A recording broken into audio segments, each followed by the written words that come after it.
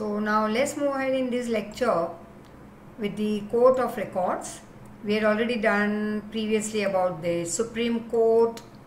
Let me show you over here. We have done about the Supreme Court, and that's related to the original power. Then there is the appellate powers, and then we did about first, second, third, and then we did the advisory power, other powers of the Supreme Court. Then there is the Court of Record. Now Court of Record, it holds an evidential value. It's very important proof, valuable proof, and when any record from the court are presented, no objection can be taken against it. मतलब court of record मतलब कि आजकल ये सब हम एक जैसे हमारे कंप्यूटर्स में फोल्डर्स में प्रिजर्व करके रखते हैं, but initially even today in court we see that there are the record rooms where all the records of the many years back सारे बड़े केसेस के रिकॉर्ड रखे जाते हैं, सो दैट इन फ्यूचर कहीं पे कोई ऐसा केस हैंडल करना आ जाए and if the lawyers want to refer to the similar case that happened in the past, तो ये record they can just go through it. तो रिकॉर्ड रखते हैं कोर्ट में, सुप्रीम कोर्ट हो, हाई कोर्ट हो, डिस्ट्रिक्ट कोर्ट हो, हर एक के पास कोर्ट ऑफ रिकॉर्ड होगा. The judgment and decision of the Supreme Court are said to be permanent documents and are supposed, all are supposed to accept it. अब supreme court की जो भी डिसीजन या जजमेंट होगी वो तो परमानेंट होगी. They are considered as final documents और सबको एक्सेप्ट करना है ये. They are use as references by smaller court. अब यही सारे जो रिकॉर्ड जो प्रिजर्व करके रखते हैं सुप्रीम कोर्ट के केसेस के, वो एज अ रेफरेंस यूज कर लेते हैं subordinate courts while giving their judgement और decision. Any court showing its in contempt, अगर कोई इंसल्ट करे इस चीज को या डिसअप्रूव करे, can be punished. Now after supreme court we come on to high court. हर एक स्टेट की हाई कोर्ट भी होगा, लेकिन जरूरी नहीं कि एक स्टेट का एक हाई कोर्ट, कई बार 2-3 स्टेट का एक हाई कोर्ट होता है. Like Punjab Haryana has one high court, 7 sisters have one high court, single among them. So one of the important position in the continuous hierarchical pyramid. Hierarchical pyramid हमने देखा था ranking wise, low to top. So in this continuous hierarchical pyramid of the Indian judiciary is occupied at the state level by the high courts. High court is the apex court at state level. Country, पूरी country का apex court क्या होगा? Supreme Court. वैसे हर एक state में highest court कौन सा होगा? High court. फिर हाई कोर्ट के नीचे उस स्टेट में होगा डिस्ट्रिक्ट कोर्ट, लोक अदालत एक्सेट्रा, स्मॉलर कोर्ट्स. लेकिन हर एक स्टेट का एपेक्स या हाईएस्ट कोर्ट है high court. The constitution provides one high court for every state. President, very important, listen, president has a power to form one high court for 2 or more state. तो constitution में लिखा गया है कि हर एक state का एक हाई कोर्ट होगा, लेकिन प्रेसिडेंट के पास पावर है कि 2 या 3 स्टेट के बीच में एक हाई कोर्ट रख सकते हैं. In India, there is one common High Court for the state of Punjab, Haryana and Chandigarh. Similarly, under the power of the High Court of Assam falls the state of Manipur, Meghalaya, Nagaland, Tripura, Mizoram, Arunachal Pradesh. ठीक है, तो 7 state का एक high court. अब formation, तो यहाँ पे जजेस किस एज में रिटायर होंगे, कौन उनको अपॉइंट करते हैं, just as we saw in supreme court. Let's see over here in the high court. So formation, the chief justice, that is the main judge of the high court, is appointed by president after consulting the chief judge of supreme court. मतलब हर एक high court के chief जज को appoint कौन करेगा? President. लेकिन वो president consult करेंगे सुप्रीम कोर्ट के जज के साथ and the governor of that particular respective state. For example से गुजरात, तो गुजरात के हाई कोर्ट के चीफ जस्टिस को अपॉइंट करेंगे president after having a meeting और consulting with the supreme court chief justice. Along with that state, मतलब Gujarat state के governor को भी कंसल्ट करेंगे, मीटिंग में साथ में रखेंगे. ठीक है, द चीफ जज of high court is consulted in the appointment of other जज ऑफ हाई कोर्ट. अब चीफ जज को अपॉइंट कर लिया, किसने अपॉइंट किया? प्रेसिडेंट, सुप्रीम कोर्ट के चीफ जज और उस पर्टिकुलर स्टेट के गवर्नर, ये तीनों ने मीटिंग करके चीफ जज ऑफ हाई कोर्ट को अपॉइंट किया. से फॉर एग्जाम्पल गुजरात के. अब उस गुजरात के हाईकोर्ट के बाकी के जज को कौन अपॉइंट करेगा? तो गुजरात के हाईकोर्ट के chief justice, right. He is consulted for appointing the other जजेस of the high court. A president is a representative of PM and cabinet of ministers, and hence only president will appoint the chief judge only after discussing with PM and cabinet or group of ministers. तो president कौन है? PM के representative. अब PM और उनके group या cabinet minister के साथ काउंसलिंग करेंगे, मीटिंग करेंगे, डिस्कशन करेंगे, फिर वो चीफ जस्टिस को अपॉइंट कर सकते हैं. द एज लिमिट ऑफ जजेस of the high court is 62 years. They can of course tender, means give their resignation letter, but that resignation letter high court के जज किसको दे सकते हैं? Address to president. President can remove also any of the जजेस of the high court through the impeachment process as we saw in the supreme court जज carried out in the parliament and on proving the charges of misconduct or malpractice, that is wrong practices of the judges. हाँ, एक तो सुनो once again, age limit क्या होगी high court के जज की? 62. हाई कोर्ट के जज अपना रेजिग्नेशन दे सकते हैं लेकिन directly to president. Third, president high court के जज को रिमूव भी कर सकते हैं, जस्ट एज सुप्रीम कोर्ट के जज को हमने देखा था थ्रू इम्पीचमेंट प्रोसेस, लेकिन प्रूव करना होगा और ये सब कैरी आउट होगा पार्लियामेंट की मीटिंग में, बिटवीन लोकसभा राज्यसभा मीटिंग. फिर उनको प्रूव करना होगा वहाँ पे पार्लियामेंट में कि भाई इन जज का मिसकंडक्ट, उनका बिहेवियर ठीक नहीं था या उनकी प्रैक्टिसेस ठीक नहीं थी. इफ इज प्रूव्ड तो उस जज को निकाल सकते हैं. हाँ, ये नहीं कह सकते भैया कल से मत आना. That is not the way. I told you as when we were doing our supreme court जज. नाउ द जजेस of the high court can be also transferred anywhere in India. Number of जजेस not the same in all the high court of India. अब देखो supreme court तो एक है तो number of जजेस फिक्स्ड है. हाँ, फिर हमने देखा था कि कई बार एक्स्ट्रा वर्कलोड आ गया तो प्रेसिडेंट अपॉइंट कर सकते हैं एड हॉक जजेस, मतलब एक्स्ट्रा जजेस को अपॉइंट कर सकते हैं for short time period, right. लेकिन हाई कोर्ट में फिक्स नहीं होगा. होगा क्या यहाँ पे? कई स्टेट में पॉपुलेशन ज़्यादा है, कई स्टेट में कम है, इट डिपेंड्स. फिर कई एक सिंगल स्टेट का एक हाई कोर्ट, कई बार 7 स्टेट का एक high court, like Punjab, Haryana, Chandigarh या 7 sisters, Assam, Meghalaya etcetera. So number of जजेस not the same in all the high court of India. अलग अलग हाई कोर्ट स्टेट के अलग अलग हाई कोर्ट के नंबर्स ऑफ जजेस अलग होंगे. The president feel that the workload of high court has increase, as I told you, same like supreme court, he can appoint ad hoc in charge जजेस to the high court for a period of 2 years. अब अगर president को लगे कि एक particular state के high court में workload बढ़ गया है तो उस पर्टिकुलर, जरूरी नहीं कि हर एक स्टेट में वो होगा, उस पर्टिकुलर स्टेट में वर्कलोड ज्यादा है हाई कोर्ट में तो एक्स्ट्रा जजेस अपॉइंट किए जाएंगे 2 साल के लिए.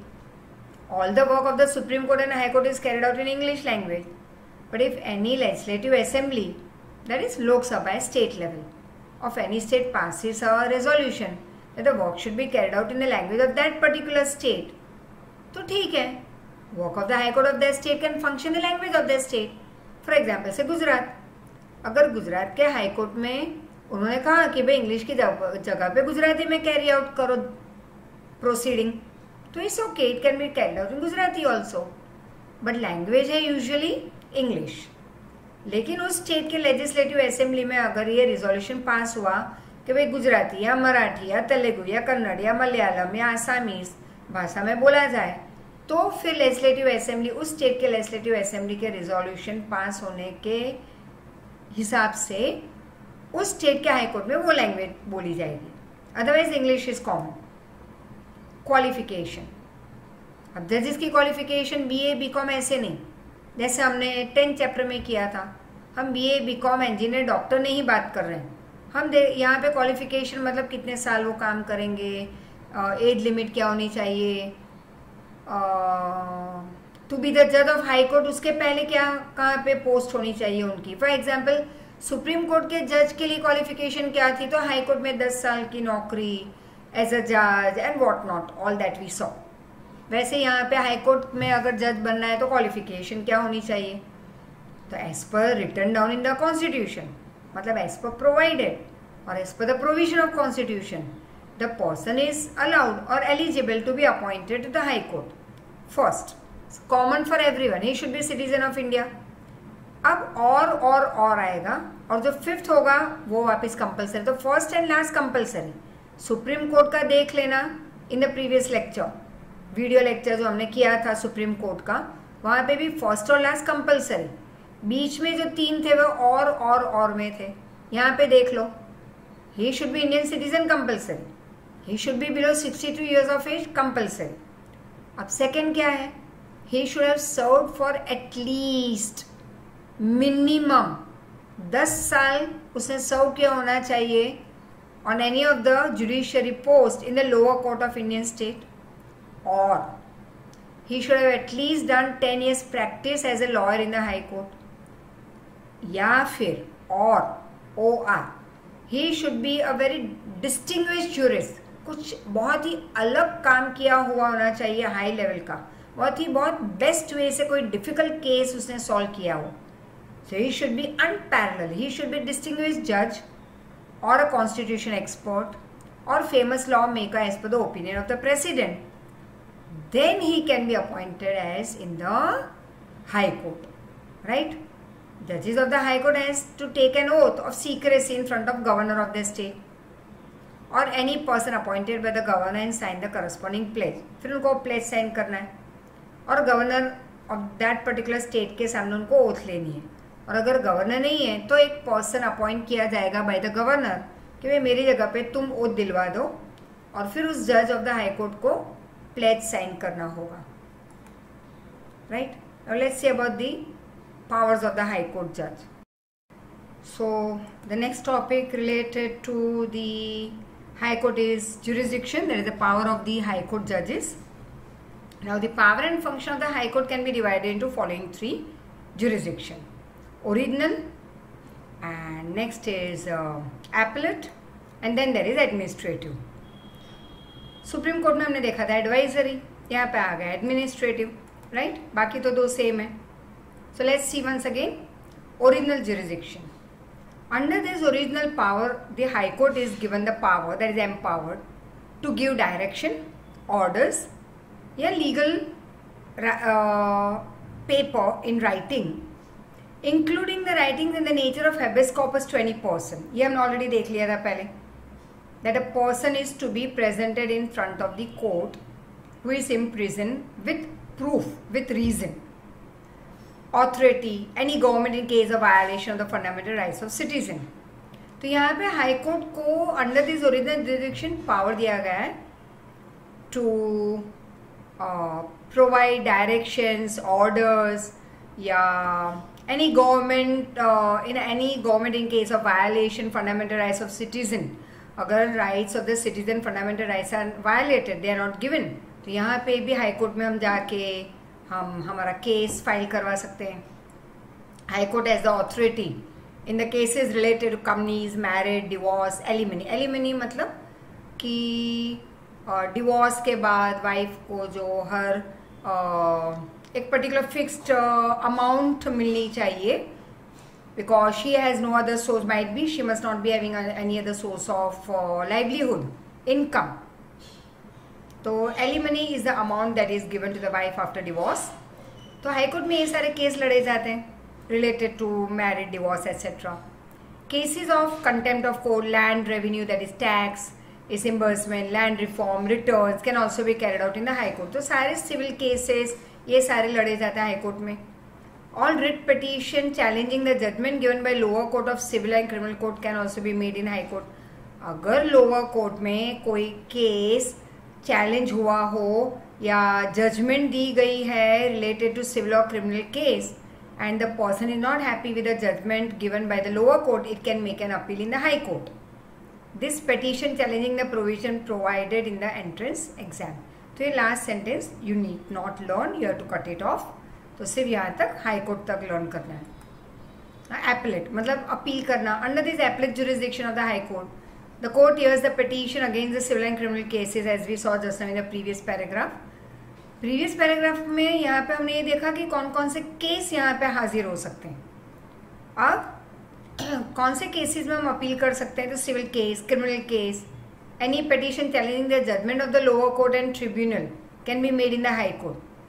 अगर लोअर कोर्ट या ट्रिब्यूनल केसेस या कोर्ट में the person is not accepting the judgment, तो फिर वो हाई कोर्ट में जा सकते हैं अपील करने. In case a session court has issued any judgment punishing the accuse for more than 4 years. फिर कोई डिस्ट्रिक्ट कोर्ट, सेशन कोर्ट में अगर जजमेंट पास हुआ हो कि किसी अक्यूज को जो क्रिमिनल माना गया है उसको 4 साल से ज़्यादा की सज़ा दी गई हो, in the petitioner can challenge the judgment in the high court, तो फिर उसके घर वाले एक हाई कोर्ट में जाके चैलेंज कर सकते हैं कि भाई 4 साल से ज़्यादा की उसको पनिशमेंट दी गई.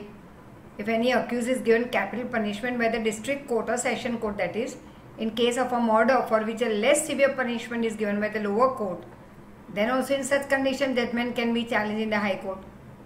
तो बहुत सारे ऐसे केसेस हैं जहाँ पे हम हाई कोर्ट में जाके चैलेंज कर सकते हैं.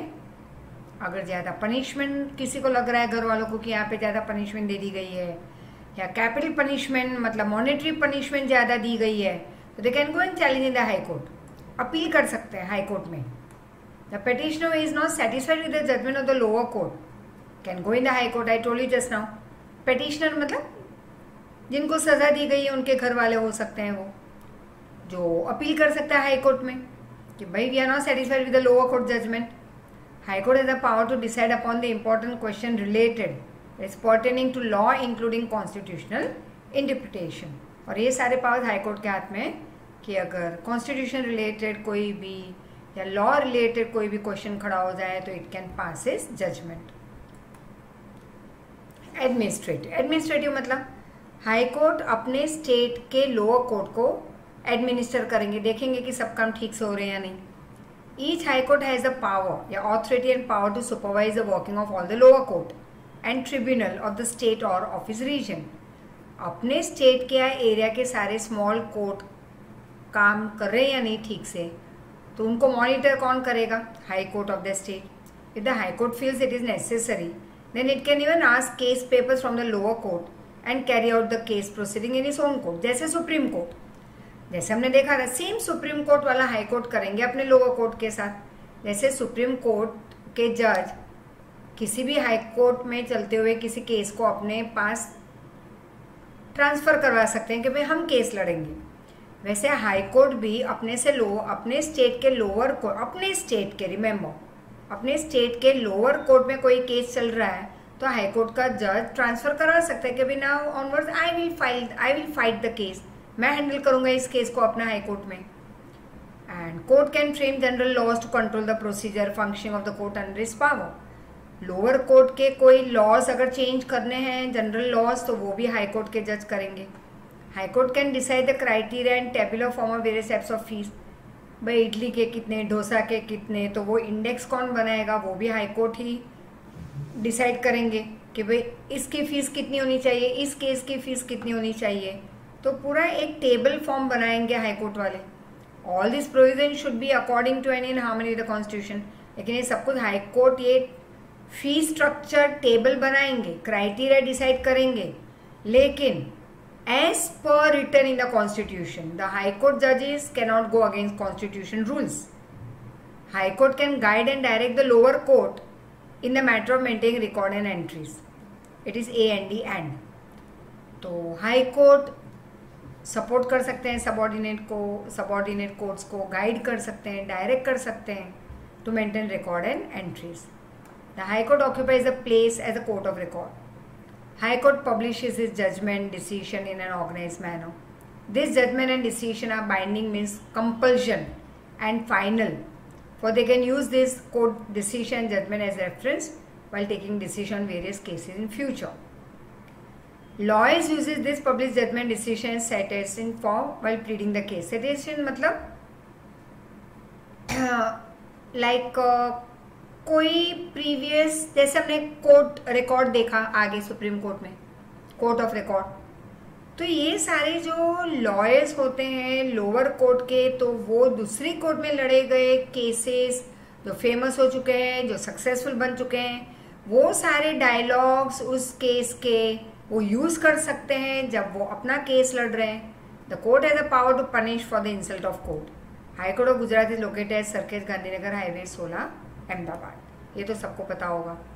अब आगे छोटे मोटे कोर्ट, सबऑर्डिनेट कोर्ट.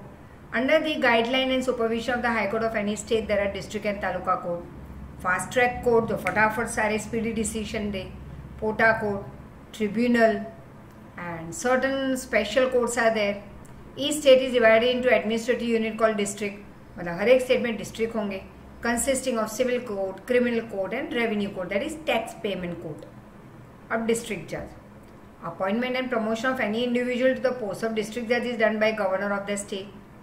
अब किसी भी डिस्ट्रिक्ट जज को अगर अपॉइंट करना है या रिजाइन करवाना है, उनको निकालना है, तो ये सब काम governor of that state will do after consulting with the high court of that state.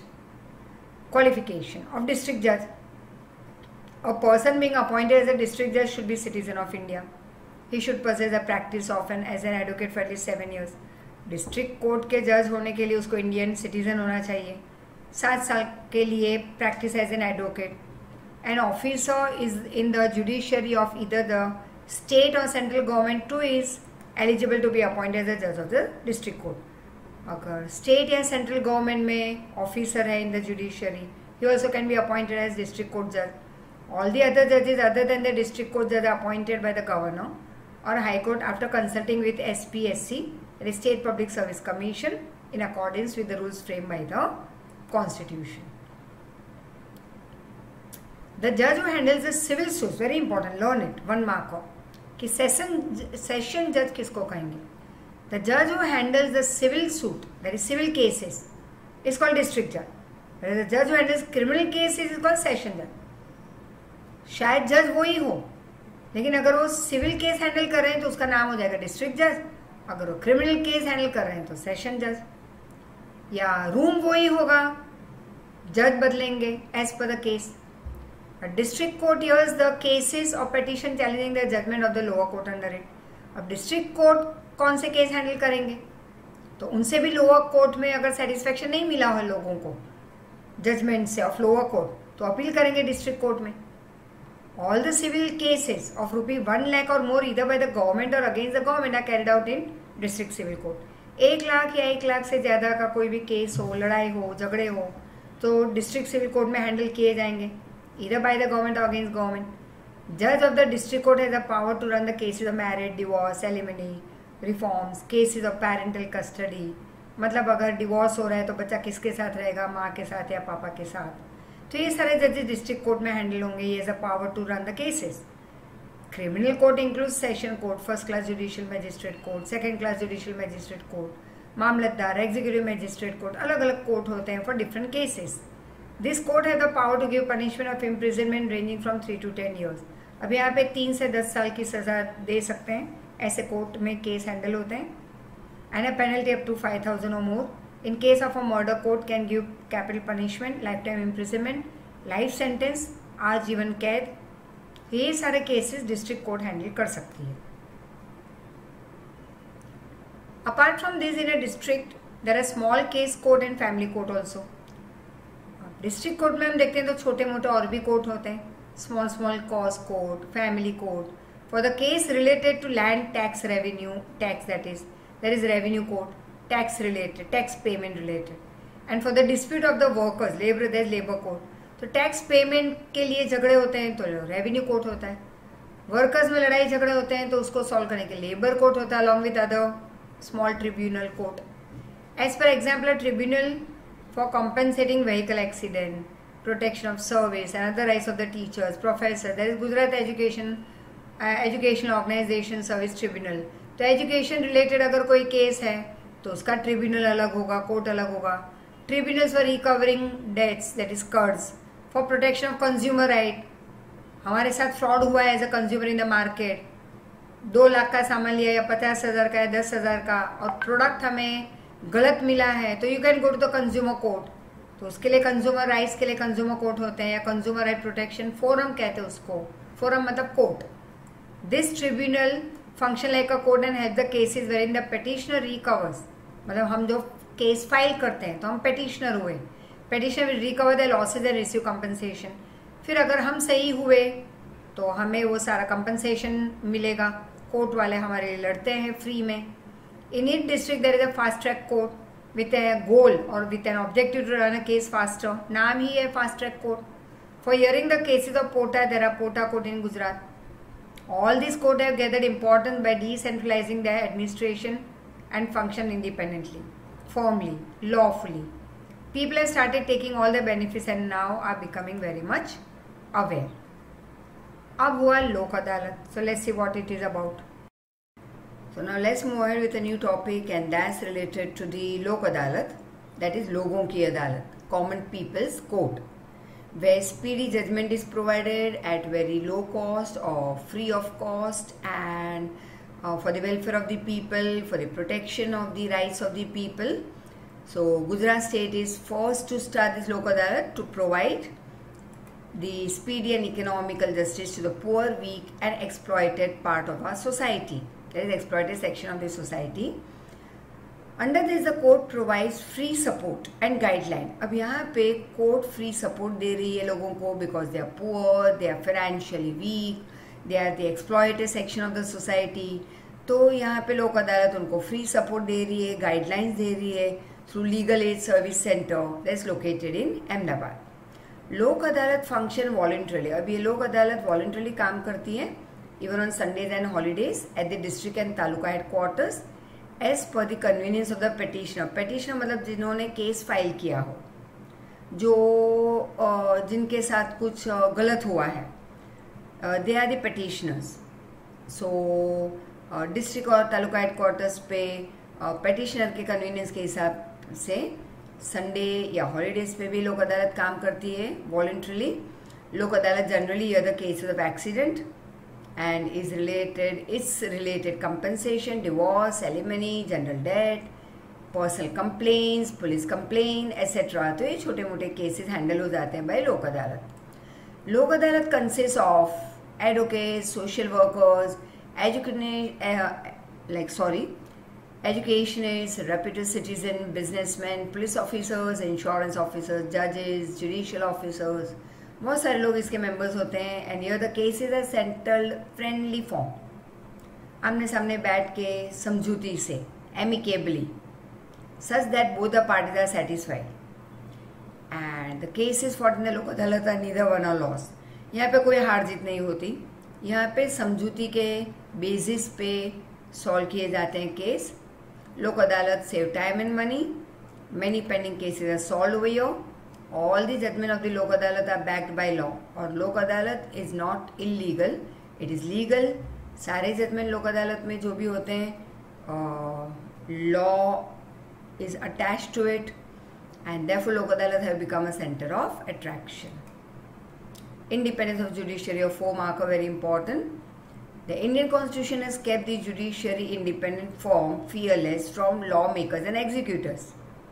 हमने ऑलरेडी 10 चैप्टर के स्टार्टिंग में भी देखा था, 11 के भी स्टार्टिंग में देख लिया था. इस चैप्टर के स्टार्टिंग में the 3 organs of Indian government, that is legislative, that's Lok Sabha, Rajya Sabha, parliament, law makers. फिर उसको एग्जीक्यूट करवाने वाले PM, council of ministers, president, CM, governor, etcetera. फिर उसके बाद आते हैं judiciary, that is the 3rd organ, जो इन दोनों के साथ ही हमारे इंपॉर्टेंट ऑर्गन है हमारी कंट्री का. बट लेजिस्लेटिव और एग्जीक्यूटिव से ये अलग है, क्योंकि अगर ये तीनों कनेक्टेड होंगे तो शायद हो सके कि लेजिस्लेटिव और एग्जीक्यूटिव डराए, धमकाए, फियर में ले आए, ज़बरदस्ती अपना काम करवाए अपने हिसाब से फ्रॉम द जुडिशरी. तो जुडिशरी को अलग ही रखा हुआ है. And it is said that Indian judiciary is completely independent, impartial, strong, fearless, and from the lawmakers and executors for the protection of the fundamental rights of the Indian citizen. हमारे भलाई के लिए उसे अलग रखा हुआ है. For the social, political, economic equality and for providing justice. The judiciary should not be inclined or biased. अब ये judiciary को biased या inclined नहीं होना चाहिए towards the government. जो भी पार्टी गवर्नमेंट बनती है, किसी भी पार्टी की तरफ या गवर्नमेंट की तरफ जुडिशरी को इंक्लाइन या बायस नहीं होना चाहिए. मतलब कि पार्शियलिटी नहीं दिखानी है towards the government.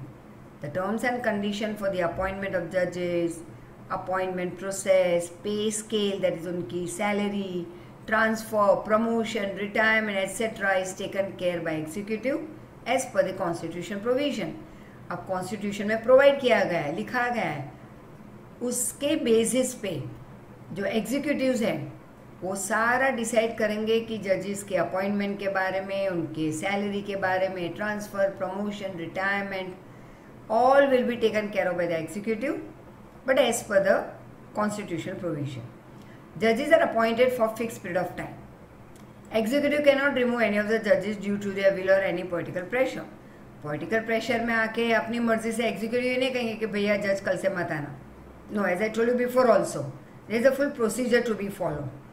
The pay scale, the term of service, promotion, transfer, benefits of promotion, pension fund of the judges cannot be altered. We can't change any of this of the judges.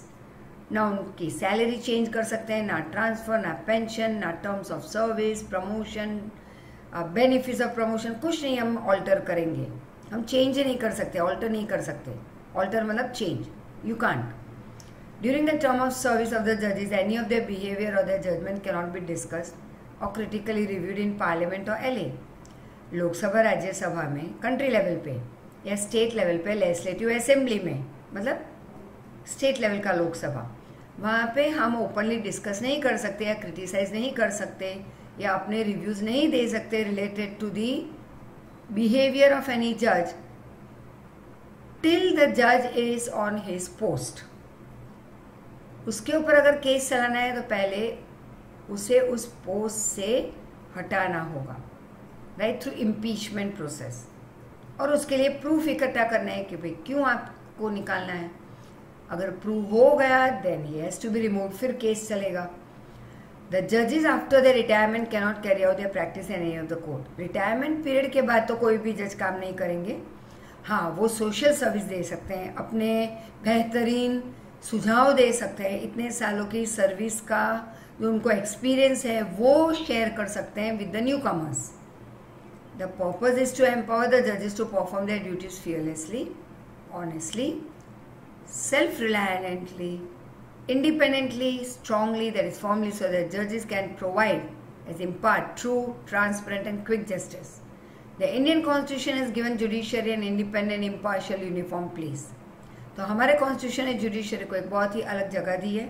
Independent होना, impartial होना, uniform मतलब एक fix जगह दे दी है, uniform place. The cases of public welfare, questions of public welfare or important problems pertaining that is related to public welfare can be written on a simple postcard or an ordinary letter to Supreme Court. जो भी problem हो, common people, common Indian citizen like you or me, we can write a problem for public welfare on a simple postcard or ordinary letter, write it to Supreme Court. In the past, Supreme Court has treated such matters as petition and has given trend setting judgment. Past में तो Supreme Court ने ऐसे matters handle किए हैं. और trend setting judgement मतलब बहुत ही बेहतरीन जजमेंट दी है उन्होंने, जो आज तक उसके ऊपर उसके एग्जाम्पल दिए जाते हैं कोर्ट्स में, कंट्री में. This has proved the alertness, the awareness, the vigilance of the judiciary in the public. और ये चीज़ों ने प्रूव किया है, दिस हैज प्रूव्ड कि भाई हमारी जुडिशरी विजिलेंट है, अवेयर है, अलर्ट है, और ये उन्होंने प्रूव किया है in the public. At present there are about 3.5 crore pending cases in a judiciary. Insufficient number of courts, judges and staff is a reason in the delay in justice. The present central government has undertaken the task of reframing 1,500 old and irrelevant laws. So, go through the chapters, go through video lectures, text book read करते रहो. जब भी कोई doubt हो तो उसे underline करके हमसे डाउट क्लियर करवा लो. And thank you for your great support. Pass on my message to your parents too. Thanks for the great support that your parents are providing us. And in our this last few days of time that we have passed through, me and Kushan sir and Rohit sir, तो उसके लिए भी आपने जो great support दिया है, we are heartily thankful. And take care, be careful, take care of your health and of your family. Thank you very much.